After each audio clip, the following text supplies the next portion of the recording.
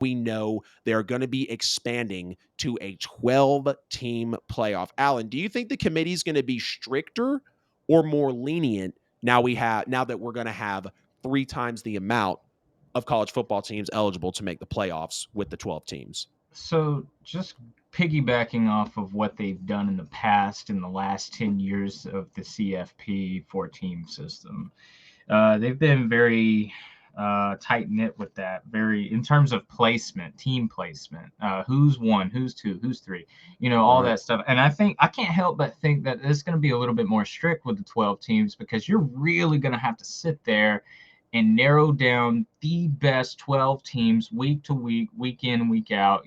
Who's doing this, who's doing that, who's lost, who's not, and you got a lot of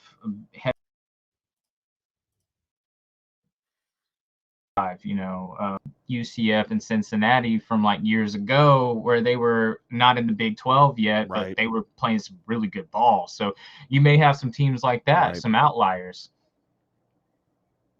Yeah, 100%. I like that you say that they might be stricter because I think the complete opposite, to be honest with you. I think they're going to be more lenient because you can be so strict with the 14 playoff because, yeah, it's the 4 best teams out of 25 with over 100 college football teams that are actually in the country, right?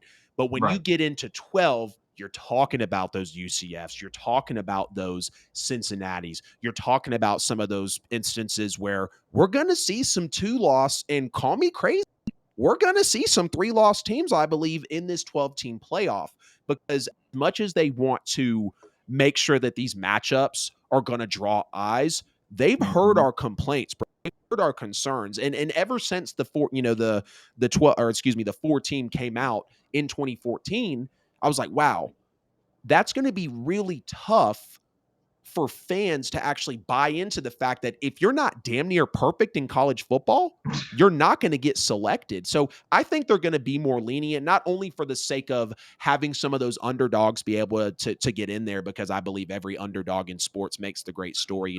We just Oh saw yeah, the Detroit Lions. We saw how at some absolutely. points this year people thought Michigan was going to be the underdog with Jim Harbaugh and everything else that was happening.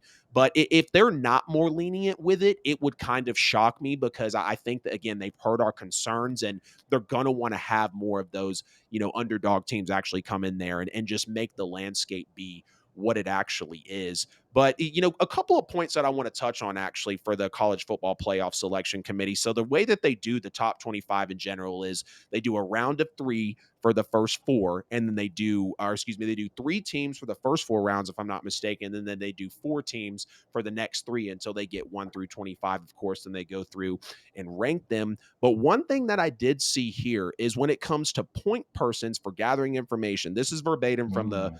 collegefootballplayoff.com in terms of the CFP selection committee. The selection committee has assigned two members to be the point persons to gather material about the teams in each conference and the independent teams. The process will assure that the committee fully reviews each team and that no information is overlooked. The point persons will ensure that 1, the selection committee has complete detailed information about each team, and 2, the conferences and independent institutions have an effective and efficient channel for providing facts to the committee. Let's touch on Mm. that for a second. Do you think 2 people is enough to review 12 teams when it comes down to crunch time, let alone 25 when it comes to the polls? 2 people, Alan. Is that enough to give all details to the 12, 13 people on the committee and make an accurate 1 through 12 and then 12 through 25? No, I don't. Two people is not enough. If you ask me, I think you need the whole committee in on that decision. Right. You get a lot. I feel like you would get more fair results that way. Two people leaves bias, leaves human error in there, Right.